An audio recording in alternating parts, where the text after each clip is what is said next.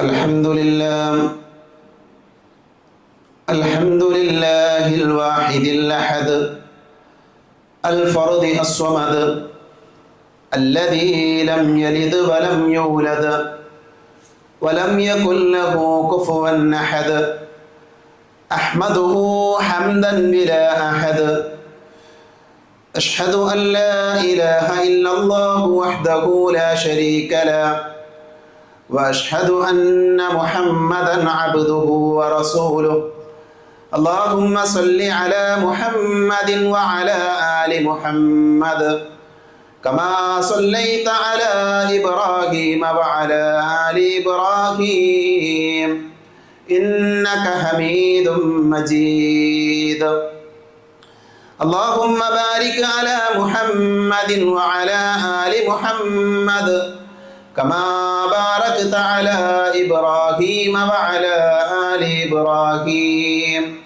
إنك حميد مجيد أما بعد فإن خير الحديث كتاب الله وخير الهدي هدي محمد صلى الله عليه وسلم وشر الأمور محدثاتها وكل محدثة بدعة وكل بدعة ضلالة وكل ضلالة في النار أعوذ بالله من الشيطان الرجيم يا أيها الذين آمنوا اتقوا الله حق تقاته ولا تموتن إلا وأنتم مسلمون أعوذ بالله من الشيطان الرجيم بسم الله الرحمن الرحيم قد أفلح المؤمنون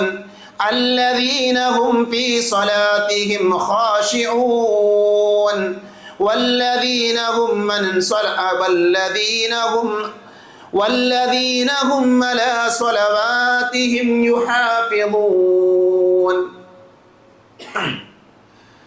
പരിശുദ്ധമായ അള്ളാഹുവിൻ്റെ ഭവനത്തിൽ ഒരുമിച്ച് ചേർന്ന സഹോദരങ്ങളെ, സഹോദരികളെ, സർവ്വലോകരക്ഷിതാവായ അള്ളാഹുവിനെ സൂക്ഷിക്കണേ എന്ന് സംസാരിക്കുന്ന എന്നോടും കേൾക്കുന്ന നിങ്ങളോടും വളരെയധികം സ്നേഹത്തോടുകൂടെ ഓർമ്മപ്പെടുത്തുകയാണ്, ഉപദേശിക്കുകയാണ്. പരിശുദ്ധ ഇസ്ലാമിലെ ഇബാദത്തുകൾ, ആരാധനകൾ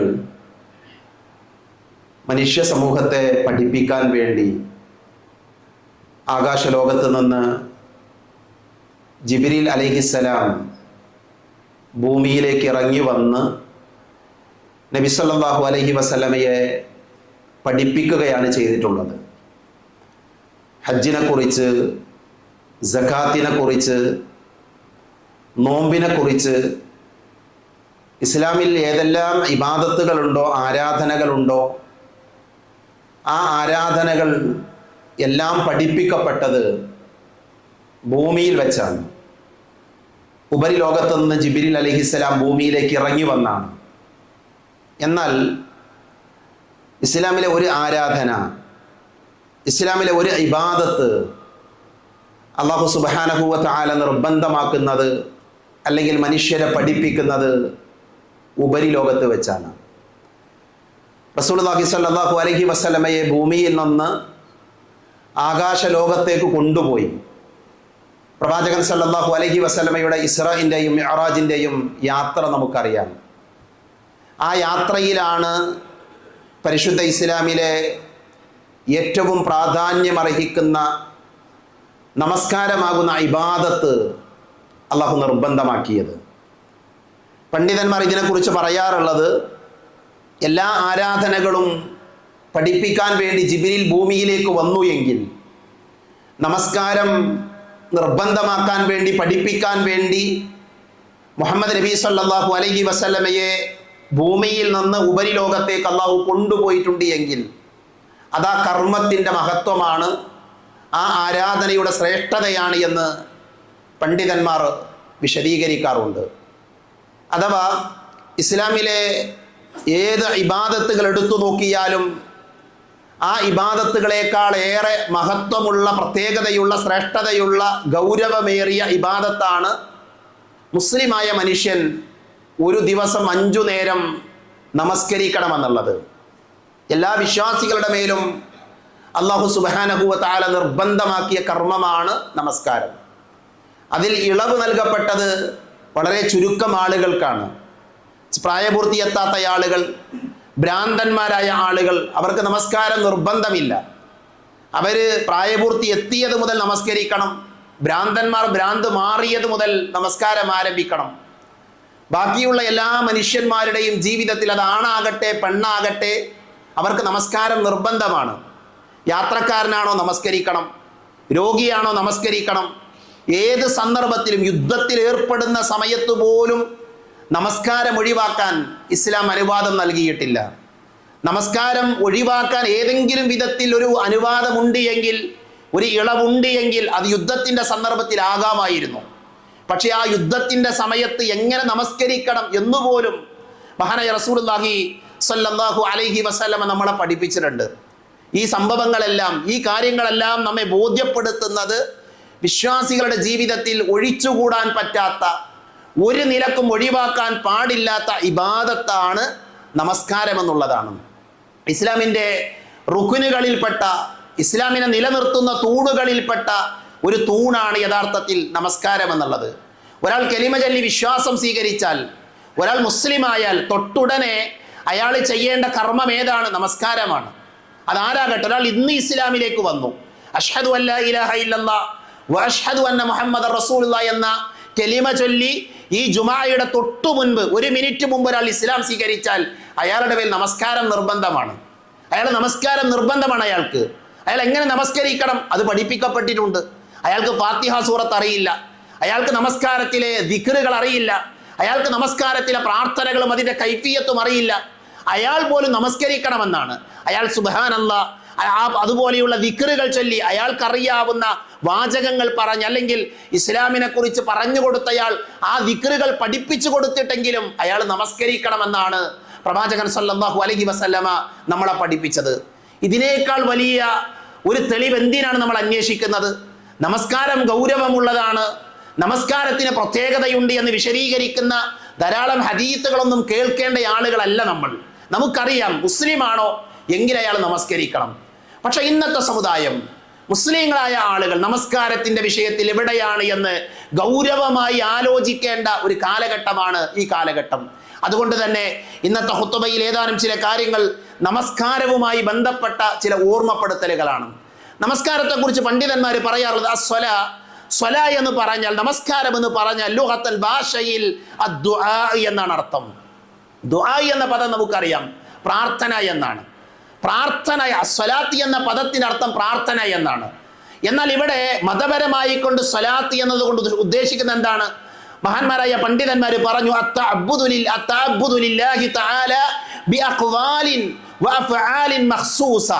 അങ്ങനെയാണ് പണ്ഡിതന്മാർ ഇതിനെ വിശദീകരിച്ചത്. അള്ളാഹുവിനുള്ള ഒരു ആരാധന എന്ന നിലയിൽ പ്രത്യേകമായ ചില വാക്കുകളും പ്രത്യേകമായ ചില പ്രവർത്തികളും ഉൾക്കൊള്ളുന്ന ഒരു കർമ്മമാണ്, ഒരു ഇബാദത്താണ് ഇസ്ലാമിലെ നമസ്കാരം. എങ്ങനെയാണത് തുടങ്ങുന്നത്? മുഫത്തഹത്തിൻ ബി തക്ബീർ, തക്ബീർ കൊണ്ടാണ് അത് ആരംഭിക്കുന്നത്. മുഖ്തമത്തിൻ ബി തസ്ലീം, അതിന്റെ എൻഡ്, അതിന്റെ അവസാനം എന്ന് പറയുന്നത് തസ്ലീമാണ്. അഥവാ തക്ബീറത്തുൽ ഇഹ്റാം കൊണ്ട് തുടങ്ങി സലാം കൊണ്ട് അവസാനിക്കുന്ന പ്രത്യേകമായ വാക്കുകളും പ്രത്യേകമായ പ്രവർത്തികളും ഉൾക്കൊള്ളുന്ന ഒരു ആരാധനയാണ് നമസ്കാരം എന്നുള്ളത്. ആ നമസ്കാരത്തിന്റെ വിധി എന്താണ്? മതപരമായ വിധി എന്താണ്? അല്ലാഹു പറഞ്ഞു, നിങ്ങൾ നമസ്കാരം നിലനിർത്തണം. നമസ്കാരം നിലനിർത്തേണ്ട ഒരു ആരാധനയാണ്. സക്കാത്ത് പോലെ, ഹജ്ജ് പോലെ, നോമ്പ് പോലെയുള്ള ഒരു ആരാധനയല്ല നമസ്കാരം. വിശുദ്ധ ഖുർആൻ നമ്മൾ പഠിക്കുമ്പോൾ ഖുർആനിൽ നോമ്പ് നോൽക്കണമെന്ന കൽപ്പനയുണ്ട്. യാ അയ്യുഹല്ലദീന ആമനു കുതിബ അലൈക്കുമുസ് സിയാം, നിങ്ങളുടെ മേൽ നോമ്പ് നിർബന്ധമാണ്. ഫമൻ ഷഹിദ മിൻകുമുശ് ശഹ്റ ഫൽയസും, ആരാണോ റമളാനിൽ ഹാജറുള്ളത് അവർ നോമ്പ് നോൽക്കണം എന്നാണ്. അതിൽ രോഗികൾക്ക് ഇളവുണ്ട്, യാത്രക്കാർക്ക് ഇളവുണ്ട്, അവർ നോമ്പ് നോൽക്കേണ്ട ആവശ്യമില്ല. ഹജ്ജ് എങ്ങനെയാണ്? നിങ്ങൾക്ക് കഴിയുമെങ്കിൽ, സാധിക്കുമെങ്കിൽ കാബത്തിങ്കൽ ചെന്ന് നിങ്ങൾ ഹജ്ജ് ചെയ്യണമെന്നാണ്. ഹജ്ജ് ചെയ്യണമെന്ന കൽപ്പനയാണ്, സകാത്ത് കൊടുക്കണമെന്ന കൽപ്പനയാണ്, നോമ്പ് നോൽക്കണമെന്ന കൽപ്പനയാണ്. എന്നാൽ നമസ്കാരത്തെ കുറിച്ച് പറഞ്ഞ പ്രയോഗം എന്താ? നിസ്കരിക്കണം എന്നല്ല, നമസ്കാരം നിങ്ങൾ നിലനിർത്തണമെന്നാണ്. ആ പ്രയോഗത്തിൽ പ്രത്യേകതയുണ്ട്. നമസ്കാരം എന്ന് പറയുന്നത് ഒരു മനുഷ്യൻ പ്രായപൂർത്തി എത്തിയത് മുതൽ അവന്റെ മരണം സംഭവിക്കുന്നത് വരെ അവൻ നിലനിർത്തേണ്ട ആരാധനയാണ്, അവൻ കൊണ്ടു നടക്കേണ്ട ആരാധനയാണ്. അതാണ് അല്ലാഹു സുബ്ഹാനഹു വ തആല അത്തരത്തിൽ പ്രയോഗം നടത്തിയത് എന്ന് പണ്ഡിതന്മാർ പറയാറുണ്ട്. നമസ്കാരത്തിന്റെ വിധി എന്ന് പറഞ്ഞാൽ അത് വാജിബാണ്, അത് നിർബന്ധമാണ്. ആർക്കാണ് നിർബന്ധം? മുസ്ലിമാണ്, അവന് നിർബന്ധമാണ്. അപ്പോൾ ഒരാൾ നമസ്കരിക്കുന്നില്ല എങ്കിലോ അവൻ മുസ്ലിം അല്ല എന്നാണ് അതിന്റെ അർത്ഥം. അവന് യഥാർത്ഥ വിശ്വാസിയാകാൻ സാധിച്ചിട്ടില്ല. അതുകൊണ്ട് തന്നെ ഞാൻ മുസ്ലിമാണോ അല്ലേ എന്ന് വേറൊരാളുടെ സർട്ടിഫിക്കറ്റ് വേണ്ട, എനിക്ക് സ്വയം മനസ്സിലാക്കാൻ പറ്റും. എൻ്റെ ജീവിതത്തിൽ നമസ്കാരത്തോട് താല്പര്യമുള്ളവനാണ് എങ്കിൽ, നമസ്കാരം കൃത്യമായി നിർവഹിക്കുന്നവനാണ് എങ്കിൽ, ഒരു ദിവസത്തിൽ 5 നേരത്തെ നമസ്കാര സമയമാകുമ്പോൾ ഇതെന്റെ അള്ളാഹു നിർബന്ധമാക്കിയ ഒരു കർമ്മമാണ് എന്ന ചിന്തയോടുകൂടെ ആ നമസ്കാരം നിർവഹിക്കുന്നവനാണ് എങ്കിൽ നമുക്ക് പറയാം ഞാനൊരു മുസ്ലിമാണ്. അല്ല, അതിൽ അപാകതയുണ്ട്. നമസ്കാരത്തോട് താല്പര്യമില്ല, തോന്നുന്ന സമയത്ത്, ഓർമ്മ വരുന്ന സമയത്ത് നമസ്കരിക്കുന്നവരാണ് എങ്കിൽ, നമസ്കാരത്തിന്റെ വിഷയത്തിൽ അലംഭാവം കാണിക്കുന്നവരാണ് എങ്കിൽ നമ്മുടെ വിശ്വാസത്തിൽ അപാകതയുണ്ട്, പൂർണ്ണതയില്ല എന്ന് തന്നെയാണ് നമ്മൾ മനസ്സിലാക്കേണ്ടത്. അതുകൊണ്ട് തന്നെ നമസ്കാരത്തെ ഗൗരവമായി കാണാൻ വിശ്വാസികളായ ആളുകൾ തയ്യാറാകേണ്ടതുണ്ട്. തൗഹീദ് കഴിഞ്ഞാൽ അല്ലാഹു സുബ്ഹാനഹു വ തആല നിർബന്ധമാക്കിയ ആരാധനയാണ് നമസ്കാരം. വിശുദ്ധ ഖുർആനിലെ സൂറത്തുൽ ബയ്യിനയിൽ അല്ലാഹു പറയുന്നു, വമാ ഉമിറു ഇല്ലാ ലിയഅബ്ദുല്ലാഹ മുഖ്ലിസീന ലഹുദ്ദീൻ ഹുനഫാഅ വയുഖീമുസ് സ്വലാത്ത വയുതുസ് സക്കാ വദാലിക ദീനുൽ ഖയ്യിമ. എല്ലാവർക്കും അറിയാവുന്ന ആയത്താണ്. അല്ലാഹു സുബ്ഹാനഹു വ തആല നമ്മളോട് കൽപ്പിച്ചത് എന്താ? അല്ലാഹുവിനെ ആരാധിക്കാനാണ്. വമാ ഉമിറു, നാം കൽപ്പിക്കപ്പെട്ടിട്ടില്ല അവരോട് എന്തിനു വേണ്ടിയല്ലാതെ, എനിക്ക് ഇബാദത്ത് ചെയ്യാൻ വേണ്ടിയല്ലാതെ, ഇഖ്ലാസോടുകൂടെ ആത്മാർത്ഥമായി അല്ലാഹുവിനെ ആരാധിക്കണം. അത് കഴിഞ്ഞാലോ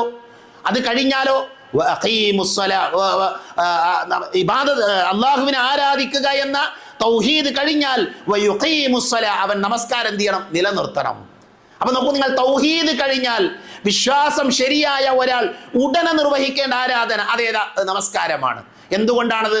പരലോകത്ത് ആദ്യമായി അള്ളാഹു ചോദിക്കാൻ അറിയോ? നിസ്കാരത്തെ കുറിച്ചാണ്. റസൂലുള്ളാഹി സ്വല്ലല്ലാഹു അലൈഹി വസല്ലമയിൽ നിന്ന് അബൂ ഹുറൈറ റളിയല്ലാഹു അൻഹു ഉദ്ധരിക്കുന്ന ഹദീസിൽ കാണാം, ഇന്ന അവ്വല മാ യുഹാസബു ബിഹിൽ അബ്ദു യൗമൽ ഖിയാമ, ഖിയാമത്ത് നാളിൽ അടിമകളിൽ നിന്ന് അല്ലാഹു വിചാരണ നടത്തുമ്പോൾ ആദ്യമായി വിചാരണ നടത്തുന്ന അമലേതാ? മിൻ അമലിഹി സ്വലാത്തുഹു, അവന്റെ നമസ്കാരമാണ്. പരലോകത്ത് അല്ലാഹു ആദ്യം വിചാരണ ചെയ്യുന്ന കർമ്മം നിസ്കാരമാണ് എന്ന് നബി പറഞ്ഞു. ഫഇൻ സ്വലഹത് ഫഖദ് അഫ്ലഹ വഅൻജഹ.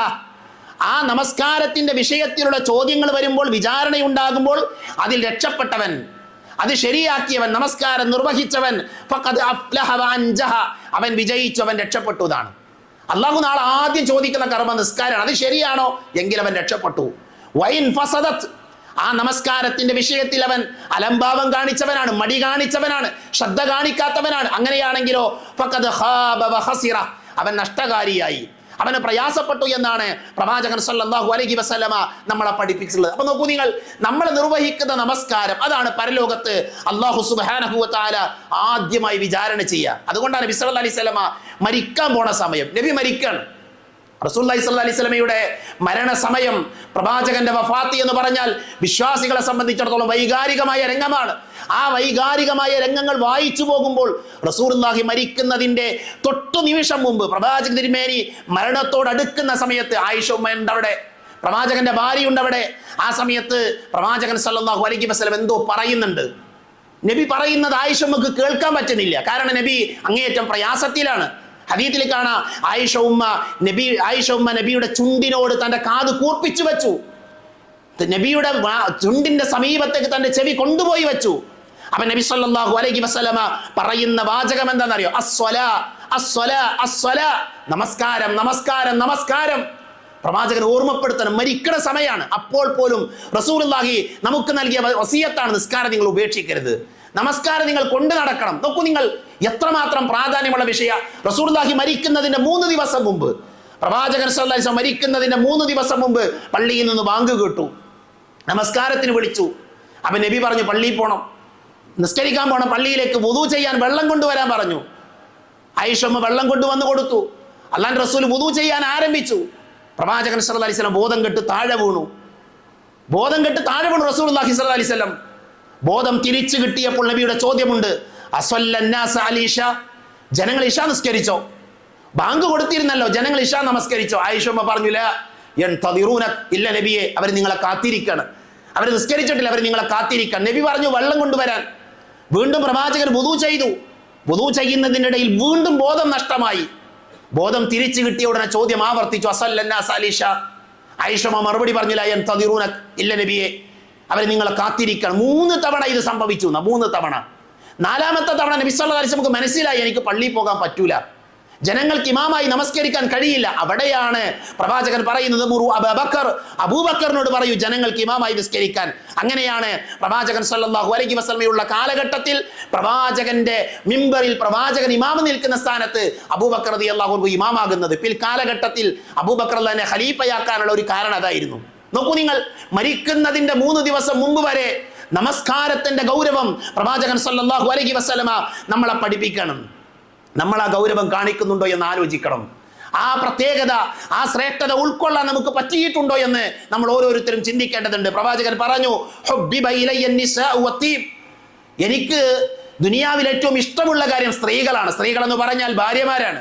നബിയുടെ ഭാര്യമാരോട് നബിക്ക് വല്ലാത്ത ഇഷ്ടമാണ്. അതോടൊപ്പം തന്നെ പ്രവാചകന് കൺകുളിർമ ലഭിച്ചത്, പ്രവാചകന് ആശ്വാസം ലഭിച്ചത് എവിടുന്ന് അറിയോ? നിസ്കാരത്തിലാണെന്നാണ്. പ്രവാചകൻ ആശ്വാസം കണ്ടെത്തിയ നമസ്കാരത്തിലാണ്.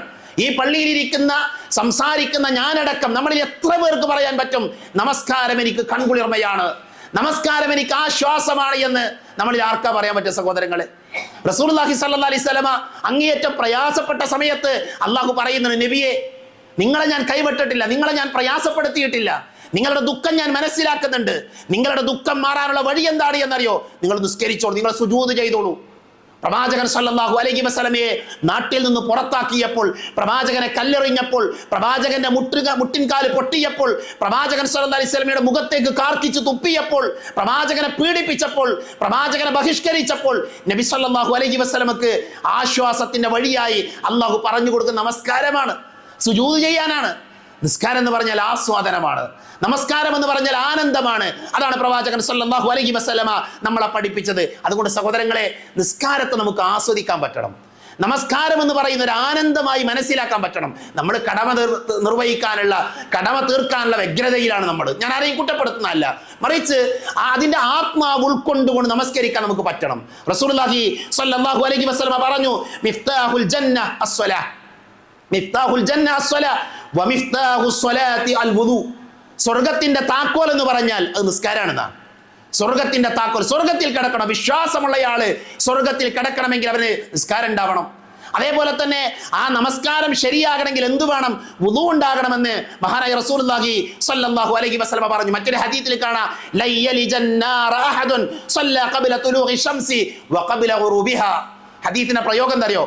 ലയ്യലിജന്നാർ, നരകം സ്പർശിക്കുകയില്ല. നരകം സ്പർശിക്കുകയില്ല. ആരെ? ഒരാളെ നരകം സ്പർശിക്കുകയില്ല. അവൻ ആരെന്നറിയോ? സല്ല ഖബല തുലൂഇ ശംസി വ ഖബല ഗുറൂബിഹാ. അഥവാ സൂര്യൻ ഉദിക്കുന്നതിന് മുമ്പും അസ്തമിക്കുന്നതിന് മുമ്പും നമസ്കരിക്കുന്ന ആളുകൾ. സൂര്യൻ ഉദിക്കുന്നതിന് മുമ്പ് നമസ്കാരം ഏതാ? സുബഹിയാണ്. സൂര്യൻ അസ്തമിക്കുന്നതിന് മുമ്പുള്ള നിസ്കാരം ഏതാ? അസറാണ്. ആ നമസ്കാരം നിർവഹിക്കുന്ന ആളുകളെ ലയ്യലിജന്നാർ, നരകം സ്പർശിക്കുകയില്ല എന്ന്. ഈ പള്ളിയിലിരിക്കുന്ന നമ്മൾ ആലോചിച്ച് നോക്കൂ, ഇന്നത്തെ ദിവസത്തെ സുബഹി നമസ്കാരം നമ്മൾ നിർവഹിച്ചോ? എപ്പോഴാണ് നിർവഹിച്ചത്? നമ്മൾ ഓരോരുത്തരും ചോദിച്ചാൽ മതി. നമ്മുടെ നാട്ടിൽ പള്ളിയുണ്ട്, നമുക്ക് സൗകര്യമുണ്ട്, പള്ളിയിൽ വന്ന് നമസ്കരിക്കണമെന്ന് നമുക്കറിയാം. എവിടെയായിരുന്നു നമ്മൾ നമസ്കാരത്തിന്റെ വിഷയത്തിൽ? നമ്മൾ എവിടെയാണോ? നമ്മുടെയൊക്കെ നാടുകളിലെ പള്ളികൾ വിശാലമാണ്, ജുമാക്ക് ആളുകൾ പള്ളിയിൽ കൂടുന്നു, നിറയുന്നു, നല്ല കാര്യമാണ്. പക്ഷെ സുബഹിക്ക് എവിടെ? ജുമാ പോലെ നിർബന്ധമുള്ള കർമ്മമാണ് നമസ്കാരം. നമ്മൾ ജുമാക്ക് വരാൻ കാണിക്കുന്ന താല്പര്യം എന്തേ മറ്റുള്ള നമസ്കാരങ്ങൾക്ക് കാണിക്കാത്തത്? സ്വയം പരിശോധിക്കേണ്ട വിഷയമാണ്, സ്വയം ഉത്തരം കണ്ടെത്തേണ്ട വിഷയമാണ്. നമ്മൾ ഈ ജുമാ ദിവസം നമുക്കറിയാം പള്ളിയിൽ പോകണം, വെള്ളിയാഴ്ചയാണ്.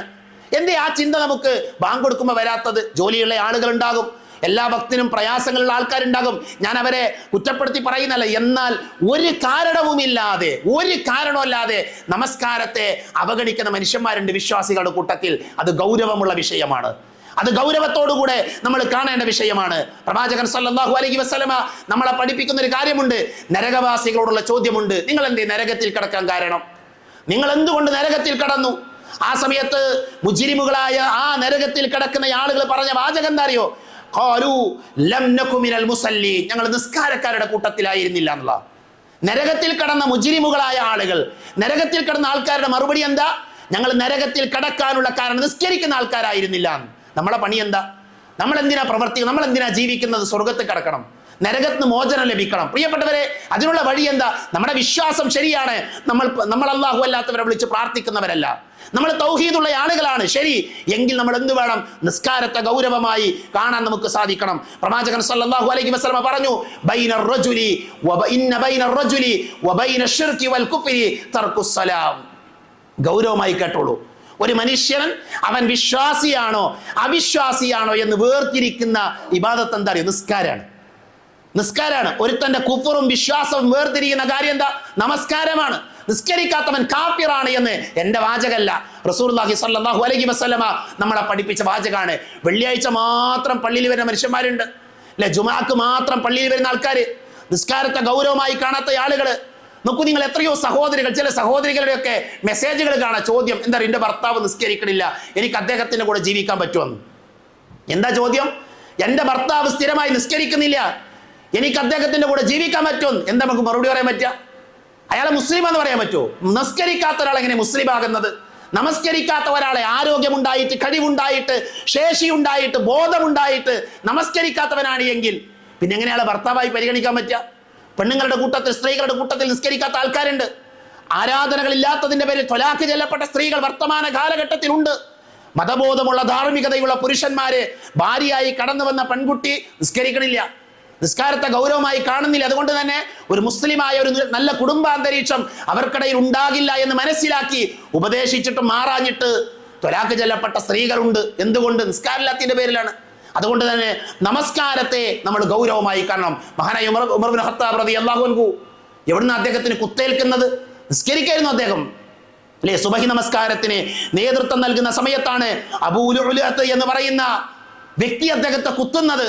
ആ നമസ്കാരത്തിൽ സുബഹിക്ക് നേതൃത്വം നൽകിക്കൊണ്ടിരിക്കുമ്പോഴാണ് അദ്ദേഹം കുത്തേറ്റ് വീഴുന്നത്. അങ്ങനെ ജനങ്ങൾക്ക് വേണ്ടി മറ്റൊരാൾ ഇമാമായി നിന്നു. മഹാനായ ഉമർ റളിയല്ലാഹു അൻഹു അദ്ദേഹം ആ നമസ്കാരം, അദ്ദേഹത്തിന് ബോധമൊക്കെ തിരിച്ചു കിട്ടിയ ഉടനെ അദ്ദേഹം ചോദിക്കുന്ന ചോദ്യമുണ്ട്, ജനങ്ങളെ നിസ്കാരം പൂർത്തിയായോ? നിസ്കാരം ശരിയായോ? നോക്കൂ നിങ്ങൾ, ഒരു ജീവിതത്തിന്റെ അവസാന സമയമാണ്. അവിടെ പോലും നമസ്കാരത്തെ കുറിച്ച് ബോധമുള്ള ആളുകളായിരുന്നു അവർ. അതുകൊണ്ട് തന്നെ നമസ്കാരത്തെ നമ്മൾ ഗൗരവമായി കാണണം. എന്താ നിസ്കരിച്ചുള്ള ഗുണം എന്നറിയോ? ഇന്ന സ്വലാത്ത തൻഹാ അനിൽ ഫഹ്ശാഇ വൽ മുൻകർ. ഏത് ചീത്ത സ്വഭാവമുണ്ടോ, ഏത് മോശമായ സ്വഭാവമാണ്, രക്ഷപ്പെടണമെന്ന് ആഗ്രഹിക്കുന്നുണ്ടെങ്കിൽ നിസ്കരിച്ചാൽ മതി. തീർച്ചയായും നമസ്കാരം ഇന്ന സ്വലാത്ത തൻഹാ അനിൽ ഫഹ്ശാഇ വൽ മുൻകർ, വിശുദ്ധ ഖുർആനിലെ സൂറത്തുൽ അൻകബൂത്തിലെ 45-ാമത്തെ ആയത്താണ്. എന്താ ആയത്തിന്റെ അർത്ഥം? മോശമായ മ്ലേച്ഛമായ സ്വഭാവത്തിൽ നിന്ന് നമസ്കാരം നമ്മളെ സംരക്ഷിക്കും. നമ്മുടെ ജീവിതത്തിലെ തിന്മകളെ മായ്ച്ചു കളയാൻ കഴിയുന്നില്ല എന്ന് ആലോചിക്കുന്നുണ്ടോ? രക്ഷപ്പെടാൻ പറ്റുന്നില്ല എന്ന് ചിന്തിക്കുന്നുണ്ടോ? നിസ്കാരത്തിലേക്ക് വരൂ. നല്ല സ്വഭാവത്തിന്റെ ഉടമകളാകാം. മോശമായ സ്വഭാവത്തിന് രക്ഷപ്പെടാൻ പറ്റും. റസൂലുള്ളാഹിയോട് സ്വഹാബികളുടെ ചോദ്യം, അയ്യുൽ അമലി അഹബ്ബു ഇലല്ലാഹ്, അള്ളാഹുവിന് ഏറ്റവും ഇഷ്ടപ്പെട്ട കർമ്മം ഏതാണ് നബിയെ? നബി പറഞ്ഞു, അസ്സലാത്തു അലാ വഖ്തിഹാ, നമസ്കാരം അതിന്റെ സമയത്ത് നിർവഹിക്കലാണ് എന്ന് പ്രവാചകൻ സല്ലല്ലാഹു അലൈഹി വസല്ലം പഠിപ്പിച്ചു. പാപങ്ങൾ പൊറുക്കപ്പെടാനുള്ള വഴിയാണ് നമസ്കാരം എന്ന് റസൂലുള്ളാഹി സല്ലല്ലാഹു അലൈഹി വസല്ലം പറഞ്ഞത് കാണാൻ സാധിക്കും. വിശുദ്ധ ഖുർആനിലെ 23-ാം അധ്യായം സൂറത്തുൽ മുഅ്മിനൂൻ, അതിലെ തുടക്കത്തിൽ ആയത്തുകളാണ് ഞാൻ ഓതി കൽപ്പിച്ചത്. ഖദ് അഫ്ലഹൽ മുഅ്മിനൂൻ, സത്യവിശ്വാസികൾ തീർച്ചയായും വിജയം പ്രാപിച്ചിരിക്കുന്നു. ആരാണ് ആ വിജയം വരിച്ച ആളുകൾ? അല്ലദീനഹും ഫീ സ്വലാത്തിഹിം ഖാശിഊൻ, ഭക്തിയോടുകൂടെ തഖ്വയോടുകൂടെ നിസ്കരിക്കുന്ന ആൾക്കാരാണ് വിജയം വരിക്കുന്ന ആളുകൾ. അതുകൊണ്ട് സഹോദരങ്ങളെ, നമസ്കാരത്തിന്റെ പ്രാധാന്യം നമ്മൾ മനസ്സിലാക്കണം. നമസ്കാരത്തിന്റെ ഗൗരവം ഉൾക്കൊള്ളണം. അകാരണമായി നമസ്കാരം ഒഴിവാക്കില്ല എന്ന് തീരുമാനിക്കാൻ നമുക്ക് സാധിക്കണം. നമസ്കാരത്തെ ഇഷ്ടപ്പെടുന്ന ആളുകളുടെ കൂട്ടത്തിൽ ഉൾപ്പെടുക.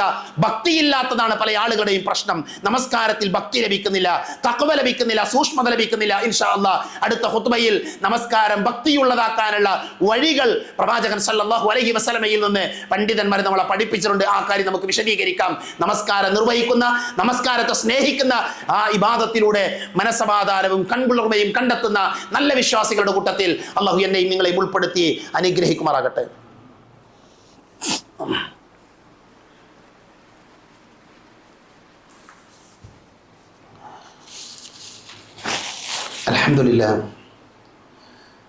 അൽഹംദുലില്ലാഹി അല്ലദീ അല്ലമ ബിൽ ഖലം അല്ലമൽ ഇൻസാന മാ ലം യഅലം വസ്സലാത്തു വസ്സലാമു അലാ അഷ്റഫുൽ മുർസലീൻ വഅലാ ആലിഹി വഅസ്ഹാബിഹി അജ്മഈൻ അമ്മാ ബഅദ്.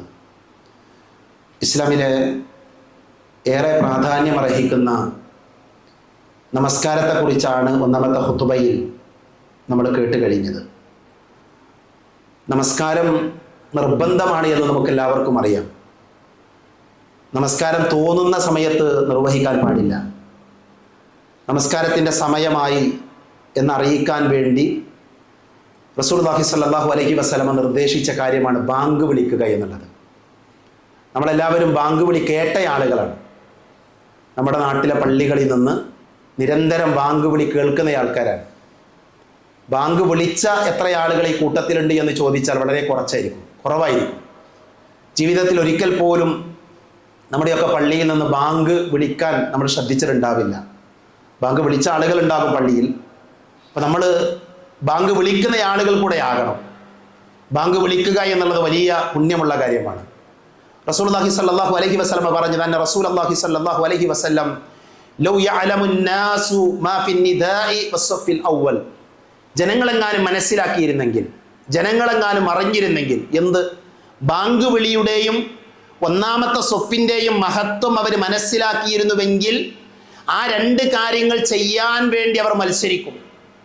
ആ രണ്ട് കാര്യങ്ങൾ ചെയ്യാൻ അവർ മത്സരിക്കും. എന്നിട്ട് അവർക്കിടയിൽ ആ മത്സരത്തിൽ ഒരുപാട് ആളുകൾ ഒരുമിച്ചെത്തുന്ന അവസ്ഥ ഉണ്ടായാൽ അതിനുവേണ്ടി അവർ നറുക്കിടുന്നതാണ്. ബാങ്ക് വിളിക്കാനും ഒന്നാമത്തെ സ്വഫിനും വേണ്ടി. പ്രവാചകന്റെ പ്രവചനമാണിത്. പ്രവാചകൻ സല്ലല്ലാഹു അലൈഹി വസല്ലം പഠിപ്പിച്ച കാര്യമാണിത്. ഇന്നത്തെ മുസ്ലിം സമുദായം ഈ രണ്ട് കാര്യങ്ങളിലും വളരെ പിന്നിലാണ്. അല്ലെ, നമ്മൾ പള്ളിയിൽ ഒരാളെ ബാങ്ക് കൊടുക്കാൻ ചുമതലപ്പെടുത്തിയാൽ നമ്മുടെ ജോലി കഴിഞ്ഞു എന്നുള്ളതാണ് നമ്മുടെയൊക്കെ കടമ. നമ്മൾ സാലറി കൊടുക്കുന്നുണ്ടല്ലോ എന്നാണ് നമ്മൾ ചിന്തിക്കാറുള്ളത്. എന്നാൽ ആ ബാങ്ക് വിളിക്കുന്നത് വലിയ മഹത്വമുള്ള കാര്യമാണ്. നമ്മൾ ഫജ്റിന്റെ സമയം മുതൽ നമ്മുടെ ജീവിതത്തിൽ പ്രാവർത്തികമാക്കേണ്ട മര്യാദകളെ കുറിച്ച് പറഞ്ഞു വരികയാണ് രണ്ടാമത്തെ ഖുതുബയിൽ. അപ്പം നമ്മൾ സുബഹിക്ക് നേരത്തെ എഴുന്നേറ്റു, അതേപോലെ തന്നെ രാത്രി നമസ്കാരം നിർവഹിച്ചു. പിന്നെ നമ്മൾ കേൾക്കുന്ന കാര്യം എന്താ? ബാങ്ക് വിളിയാണ്. ഒരു മനുഷ്യൻ രാവിലെ തന്നെ കേൾക്കുന്നത് ബാങ്ക് വിളിയാണ്. ആ ബാങ്ക് വിളിയുടെ മഹത്വം നമ്മൾ അറിയണം. ബാങ്ക് വിളിക്കുക എന്നുള്ളത് ഏറെ പുണ്യമുള്ള കാര്യമാണ്. അതുകൊണ്ട് തന്നെ ജീവിതത്തിൽ ഒരിക്കലെങ്കിലും പള്ളിയിൽ നിന്ന് ബാങ്ക് വിളിക്കുന്ന ആൾക്കാരാകണം നമ്മൾ. ഞാൻ കഴിഞ്ഞ ദിവസം ഒരു പോസ്റ്റർ കണ്ടു, ഒരു ചെറിയൊരു പോസ്റ്റർ. ആ പോസ്റ്റർ ഒരു പള്ളിയിൽ, ആ പള്ളിയുടെ ഭാരവാഹികൾ പുറത്തിറക്കിയ പോസ്റ്ററാണ്. നമ്മുടെ നാട്ടിലെ കുട്ടികൾക്ക് അവർക്ക് ബാങ്ക് വിളിക്കാനുള്ള അവസരം ഒരുക്കുന്നു. അവർ പോസ്റ്ററൊക്കെ ഉണ്ടാക്കി ആ പള്ളിയുടെ വാട്സപ്പ് ഗ്രൂപ്പിൽ അവർ പ്രചരിപ്പിച്ചു. സ്വാഭാവികമായും അത് കാണുന്ന രക്ഷിതാക്കളുടെ മനസ്സിലൊരു ചിന്ത ഉണ്ടാകും, എൻ്റെ കുട്ടി ഒന്ന് ബാങ്ക് കൊടുക്കണം. നമുക്കും ആലോചിക്കാവുന്നതാണ്. നമ്മുടെ കുട്ടികളെ പള്ളികളുമായി അടുപ്പിക്കണം. നമ്മുടെ കുട്ടികൾ അകന്നുപോയിക്കൊണ്ടിരിക്കുന്ന, ദീനിൽ നിന്ന് തെറിച്ചു പോയിക്കൊണ്ടിരിക്കുന്ന കാലഘട്ടമാണ്. തിന്മകളുടെ ലോകത്താണ് കുട്ടികൾ. അവരെ നന്മയിലേക്ക് വിളിക്കേണ്ട ആളുകൾ നമ്മളാണ്. അവരെ പള്ളിയുമായി ബന്ധപ്പെടുത്തേണ്ട ആളുകൾ നമ്മളാണ്. അതുകൊണ്ട് തന്നെ നമ്മൾ ബാങ്ക് കൊടുക്കുന്ന ആൾക്കാരാവുക. അതോടൊപ്പം തന്നെ നമ്മുടെ കുട്ടികളെയും അത്തരത്തിലുള്ള നന്മകളിൽ മത്സരിപ്പിക്കാൻ നമ്മൾ ശ്രദ്ധിക്കണം. അതോടൊപ്പം നമ്മൾ മനസ്സിലാക്കേണ്ട കാര്യമാണ്, ബാങ്ക് വിളിക്കുന്നത് കേട്ടാൽ നമ്മൾ എന്താ ചെയ്യേണ്ടത്? റസൂലുള്ളാഹി സ്വല്ലല്ലാഹു അലൈഹി വസല്ലമ ബാങ്ക് വിളിയുമായി ബന്ധപ്പെട്ട് 4 കാര്യങ്ങൾ നമ്മളെ പഠിപ്പിച്ചിട്ടുണ്ട്. 4 കാര്യങ്ങൾ. അതിലൊന്ന്, ബാങ്ക് വിളിക്കുന്നത് കേൾക്കുമ്പോൾ അതിൻ്റെ ലഫ്ദുകൾക്ക് ഇജാബത്ത് കൊടുക്കുക എന്നുള്ളതാണ്. ലഫ്ദിന് ഇജാബത്ത് കൊടുക്കുക. അങ്ങനെ പറഞ്ഞാൽ എന്താ? ബാങ്ക് വിളിക്കുന്നയാൾ അല്ലാഹു അക്ബർ എന്ന് പറയുമ്പോൾ നമ്മളും അല്ലാഹു അക്ബർ എന്ന് പറയാം. അങ്ങനെ നമ്മൾ അതിൻ്റെ ലഫ്ദുകൾക്ക് ഇജാബത്ത് കൊടുക്കുക. എന്നാൽ ഒരു വ്യത്യാസമുള്ളത്, ഹൗക്കലകൾ പറയുമ്പോൾ, അഥവാ ഹയ്യാൽ അസ്സലാ ഹയ്യാൽ അൽ ഫലാഹ് എന്ന് പറയുമ്പോൾ ഹൗക്കല പറയാൻ, ലാ ഹൗല വലാ ഖുവത ഇല്ലാ ബില്ലാ എന്ന് പറയാനാണ് പ്രവാചകൻ സല്ലല്ലാഹു അലൈഹി വസല്ലം പഠിപ്പിച്ചിട്ടുള്ളത്. അപ്പോൾ ബാങ്ക് വിളി കേൾക്കുമ്പോൾ ചെയ്യേണ്ട ഒരു കാര്യം എന്താ? ഇജാബത്ത് കൊടുക്കുക. അവിടെ ഹൗക്കലയുടെ മര്യാദ നമ്മൾ പഠിക്കുക. അതോടൊപ്പം തന്നെ ഷഹാദത്തിന്റെ വാചകങ്ങൾ വരുമ്പോൾ അഷ്ഹദു അല്ലാ ഇലാഹ ഇല്ലല്ലാഹ് അഷ്ഹദു അന്ന മുഹമ്മദ റസൂലുള്ളാഹ് എന്ന വാക്ക് കേട്ട് കഴിഞ്ഞാൽ റദീതു ബില്ലാഹി റബ്ബൻ വബിൽ ഇസ്ലാമി ദീനൻ വബി മുഹമ്മദിൻ സല്ലല്ലാഹു അലൈഹി വസല്ലം നബിയ എന്ന് പറയുന്ന പ്രാർത്ഥന നിർവഹിക്കാൻ പ്രവാചകൻ സല്ലല്ലാഹു അലൈഹി വസല്ലമ പഠിപ്പിച്ചത് കാണാൻ സാധിക്കും. ആ പ്രാർത്ഥന നിർവഹിക്കുന്ന ആളുകൾക്ക് ഗുഫിറ ലഹു മാ തഖദ്ദമ മിൻ ദംബിഹി, അവന്റെ മുൻപ് കഴിഞ്ഞുപോയ പാപങ്ങൾ അല്ലാഹു പുറത്തു കൊടുക്കുമെന്ന് റസൂലുള്ളാഹി സല്ലല്ലാഹു അലൈഹി വസല്ലമ നമ്മളെ പഠിപ്പിച്ചത്. ഗുഫിറ ലഹു ദംബുഹു, അവന്റെ പാപങ്ങൾ അല്ലാഹു പുറത്തു കൊടുക്കുമെന്ന് റസൂലുള്ളാഹി സല്ലല്ലാഹു അലൈഹി വസല്ലമ പഠിപ്പിച്ചത് കാണാൻ സാധിക്കും. അപ്പോൾ 2 കാര്യങ്ങൾ പറഞ്ഞു. ഒന്ന്, ഇജാബത്ത് കൊടുക്കണം. അതേപോലെ തന്നെ തശഹുദിന്റെ ഷഹാദത്തിന്റെ വാചകങ്ങൾ കേൾക്കുമ്പോൾ റദീതു ബില്ലാഹി റബ്ബ എന്ന് പറയുന്ന പ്രാർത്ഥന നിർവഹിക്കണം. മൂന്നാമത്തെ കാര്യം, ബാങ്ക് കൊടുത്തു കഴിഞ്ഞാൽ പ്രവാചകൻ സല്ലല്ലാഹു അലൈഹി വസല്ലം പേരിൽ സ്വലാത്ത് ചൊല്ലണം എന്നുള്ളതാണ്. ഏതാ സ്വലാത്ത്? ഇബ്രാഹിമിയ സ്വലാത്താണ്. അല്ലാഹുമ്മ സ്വല്ലി അലാ മുഹമ്മദ് കമാ സ്വല്ലൈത അലാ ഇബ്രാഹിമ വഅലാ ആലി ഇബ്രാഹിമ എന്ന് തുടങ്ങുന്ന ഇബ്രാഹിമിയ സ്വലാത്ത്, ആ സ്വലാത്ത് ചൊല്ലുക. നാലാമത്തെ കാര്യം, അല്ലാഹുമ്മ റബ്ബ ഹാദിഹി ദഅവതി ത്വാമ വസ്സലാത്തുൽ ഖൈമാതി മുഹമ്മദനിൽ വസീലത വൽ ഫളീല വബഅതഹു മഖാമൻ മഹ്മൂദൻ ലിൽ വഅത്ത എന്ന് പറയുന്ന പ്രാർത്ഥന നിർവഹിക്കണം. അപ്പോൾ ബാങ്ക് വിളി കേട്ടാൽ 4 കാര്യങ്ങൾ ഒരു വിശ്വാസിക്ക് ചെയ്യാനുണ്ട്. ഈ 4 കാര്യങ്ങൾ ചെയ്യുന്നവരാണ് നമ്മളെന്ന് ഉറപ്പുവരുത്തുക. ബാങ്ക് വിളിക്കാൻ സാധിക്കുന്ന ആളുകൾ ജീവിതത്തിൽ ഏതൊക്കെ സമയത്ത് ബാങ്ക് വിളിക്കാൻ അവസരം കിട്ടുമോ ആ അവസരങ്ങളെ ഉപയോഗപ്പെടുത്തുക. അല്ലാഹു സുബ്ഹാനഹു വ തആല അവന്റെ ദീനുമായി ബന്ധപ്പെടുന്ന, അവന്റെ ദീൻ ജീവിതത്തിൽ പ്രാവർത്തികമാക്കുന്ന നല്ല വിശ്വാസികളുടെ കൂട്ടത്തിൽ എന്നെയും നിങ്ങളെയും ഉൾപ്പെടുത്തി അനുഗ്രഹിക്കുമാറാകട്ടെ. അറിഞ്ഞുമറിയാതെയും നമ്മുടെ ജീവിതത്തിൽ സംഭവിച്ചു പോയ ചെറുതും വലുതുമായ എല്ലാ തെറ്റുകുറ്റങ്ങളും അല്ലാഹു പുറത്ത് മാപ്പാക്കി തരുമാറാകട്ടെ. രോഗം കൊണ്ട് ബുദ്ധിമുട്ടുന്നവരുണ്ട്, അല്ലാഹു ശിഫ നൽകുമാറാകട്ടെ. മരണപ്പെട്ടു പോയവരുണ്ട്, അല്ലാഹു മഗ്ഫിറത്ത് നൽകുമാറാകട്ടെ. ലോകത്തിന്റെ വിവിധ ഭാഗങ്ങളിൽ പ്രയാസങ്ങൾ അനുഭവിക്കുന്ന, ബുദ്ധിമുട്ടുന്ന ധാരാളം മുസ്ലിം സഹോദരങ്ങളുണ്ട്. ജയിലുകളിൽ കഴിയുന്ന നിരപരാധികളായ ആളുകളുണ്ട്. അല്ലാഹു എല്ലാവരുടെയും പ്രയാസങ്ങൾ തീർത്തു കൊടുക്കുമാറാകട്ടെ. അല്ലാഹു മോചനം നൽകുമാറാകട്ടെ.